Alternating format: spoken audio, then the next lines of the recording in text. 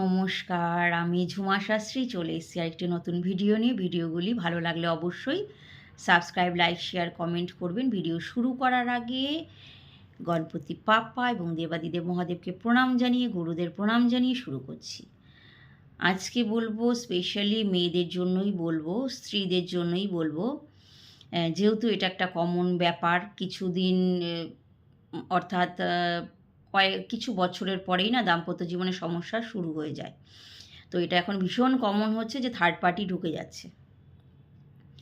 তো আমি বলবো আমার যারা দেখছে, এই প্রোগ্রাম যারা দেখছে, যাদের মনে হচ্ছে, মেয়েদের কথাই বলছি, স্ত্রীদের কথা বলছি, একটু ইনসিকিউরিটির মধ্যে রয়েছো, মনে হচ্ছে না কিছু সমস্যা হচ্ছে, তারা এটা অবশ্যই করো। এটা তন্ত্রশাস্ত্রে বলা রয়েছে, এই অদ্ভুত চমৎকারী প্রয়োগ।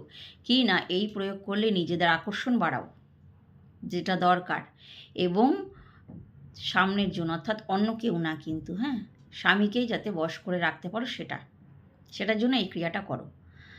এটি কী করবে, শুক্লপক্ষের যে কোনো বুধবার করো। শুক্লপক্ষের ত্রয়োদশী থেকে কৃষ্ণপক্ষের তৃতীয়ার মধ্যে যেই বুধবার পড়বে সেই বুধবার করবে। কি করবে না, রাত্রিবেলায় সন্ধ্যার পরে, সূর্য অস্তের পরে স্নান করবে। কিছুই না, গরুর দুধ এবং একটু মধু দিয়ে স্নান করো। ভীষণই সিম্পল একটা রেমেডি। এরকম যদি পরপর মাসে একটা করে যদি 3টে করতে পারো, তারপরে নিজেরাই চমৎকার দেখো। এবং তারপরে যদি সমস্যা থাকে অবশ্যই আমাকে জানাবে। সুস্থ থাকো, ভালো থাকো। নমস্কার।